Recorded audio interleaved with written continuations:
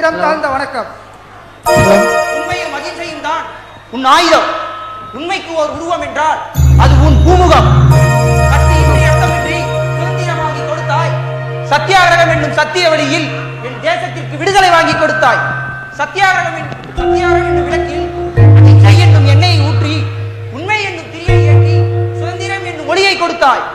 தீமையை காணாதே, தீமையை பேசாதே, தீமையை கேட்காதே என்று அழகிய குரங்கு பொம்மைகளின் மூலம் எங்களுக்கு உணர்த்தினாய்.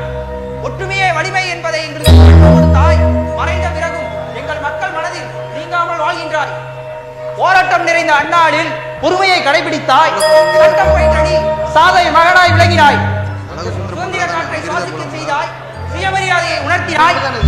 வெள்ளையனை வெளியேற்றினாய். வெண் சாமரம் வீச செய்தாய். அல்லாமையை அகற்றினாய். கல்வியை நிலைநாட்டினாய். நாட்டின் வறுமையை உணர்ந்த நீ அரையாடை அணிந்த அண்ணலே, பரங்கியரை ஓடச் செய்த பண்பாளனே, மக்கள் தோற்றும் மகாத்மாவே, உனக்கு என் சிரம் தாழ்ந்த வணக்கம். ஆகவே ஐயா, நாங்களும் உங்கள் பாதையில் நடந்து உண்மையும் மகிழ்ச்சியும் எங்கள் கொள்கையாய் ஏற்று உங்கள் கனவை நனவாக்குவோம் ஐயா. உங்கள் கனவை நனவாக்குவோம். வாழ்க பாரதம். வந்தே மாதரம்.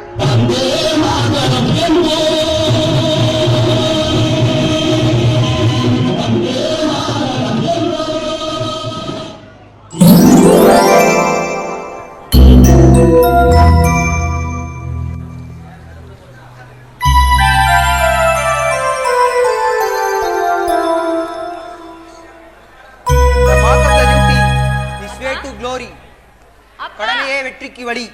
இந்தாங்கப்பா, முதல்ல இந்த காஃபியை குடிச்சிட்டு அதுக்கப்புறம் பேப்பரை படிங்க. குடிங்க.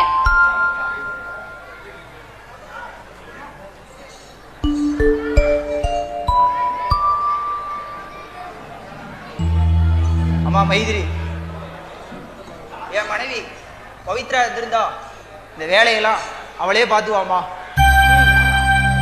நமக்கு ஏதாவது கொடுத்து வைக்கல அம்மா.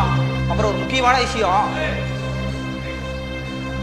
மாப்பிள்ளை வீட்டுல இருந்து நாளைக்கு உன்னை பொண்ணு பார்க்க வரதா புரோக்கர் போன் சொன்னாருமா.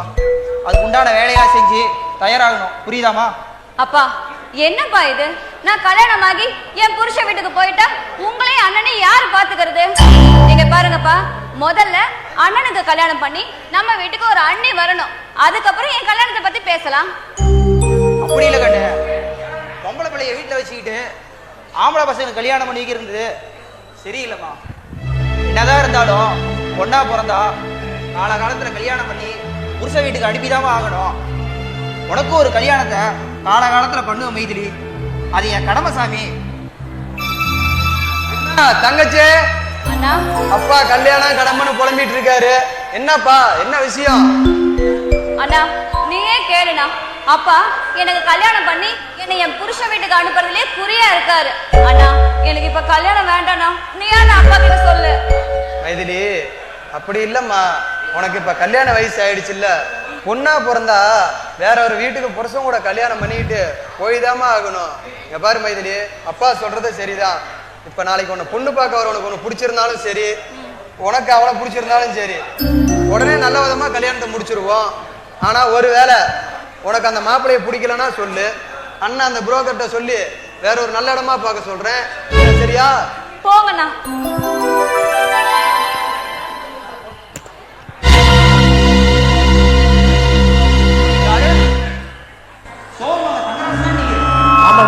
என்னப்பா என்னாச்சு?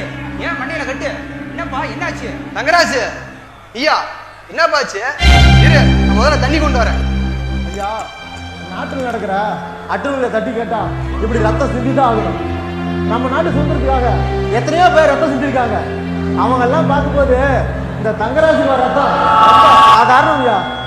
ஏப்பா தங்கராஜு, நீ இன்னும் உன் போக்க மாத்திக்கவே மாட்டியா? ஐயா, மற்றவங்களோட அநியாய போக்க மாற்றத்தாயா நான் அப்படி போராடிட்டு இருக்கேன். அதோட விளைவு தான் இந்த ரத்த காயம். தங்கராஜு, இதைத்தான் நான் வேண்டான்னு சொன்னேன். நான் சொன்னேன் அன்பு அகிம்சை வழியில போராடினா இப்படிலாம் நடக்குமா? அகிம்சை வழியா? ஐயா, அதெல்லாம் இந்த காலத்துக்கு ஒத்து வராதியா. ஏன்னா அநியாய தங்கு வெட்டி, நில அபகரிப்பு, கொடுத்த காசுக்கு மேல சொத்தை எழுதி கொடுக்குறாங்க.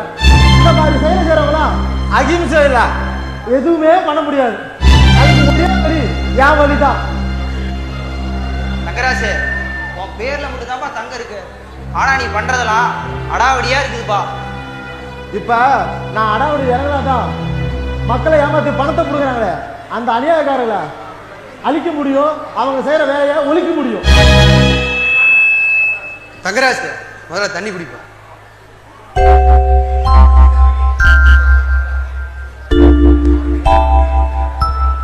தங்கராசு, அட்டுரைஞர்களை தட்டி கேட்கலாம், ஆனா நீயும் அவங்களோட சேர்ந்து அடித்தடியில் இறங்கக்கூடாது. ஏமாறுற மக்கள் இருக்கிறவர்களும் ஏமாத்துற கூட்டமோ இருக்கதான்பா செய்யும். அதனால அந்த ஏமாறுற மக்கள்கிட்ட போய் அவங்க சிந்தனையை எடுத்து தூண்டி நம்மதான் அவங்களுக்கு புரியுற மாதிரி புரிய வைக்கணும். தங்கராசு ஐயா, நீங்க சொல்ற மாதிரிலாம் சரிப்பட்டு வராது. இப்ப அடிப்பட்ட இடத்துல மருந்து போட்டு உடனே வலியை நீக்கிற மாதிரி ஏமாத்துறவங்களே இல்லாம பண்ணிட்டா ஏமாறதுக்கும் வலியே இல்லாம போயிடும். சரிப்பா தங்கராசு, நீங்க உன் மண்டையில எப்படி அடிபட்டு சொல்ல வேண்டிய அஜா அதான் நம்ம ஊர்ல 2 உத்தமன் இருக்காங்க. அந்த தேவராஜும் சக்கரவேல் பாண்டியனும் அவங்க 2 பேரும் சேர்ந்து நம்ம ஊர் விவசாயி ராமகிட்ட 10,000 ரூபாய் கொடுத்துட்டு நான் 1 லட்சம் ரூபாய் கொடுத்தேன்னு சொல்லி நிலத்தை பிடிக்கிட்டு அனுப்பிட்டாங்க. அதுக்கு நாயக்காக்கு போய் அவங்க கிட்ட சண்டை போட்டுதான் இந்த நிலைமை. ஏமாத்துறவங்களை தட்டிக்கத்தான் சட்டம் இருக்குதுப்பா. அதுக்காக அந்த சட்டத்தை நாமளே கையில் எடுத்துக்கலாமா?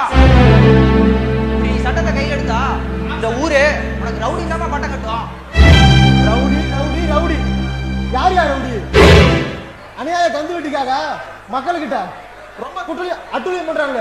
அந்த தேவராஜும் அவன் நண்ப ரத்தவேலு பாண்டியனும் ரவுடி. இந்த தங்கராசு உயிரோடு இருக்க மட்டும் இந்த அநியாய தட்டி கேட்பான். திருக்குறளை மகிமையும் அப்துல் கலாம் ஐயா பொண்ணுகளை பத்தி சொன்னா அவங்களுக்கு எல்லாம் புரியாது.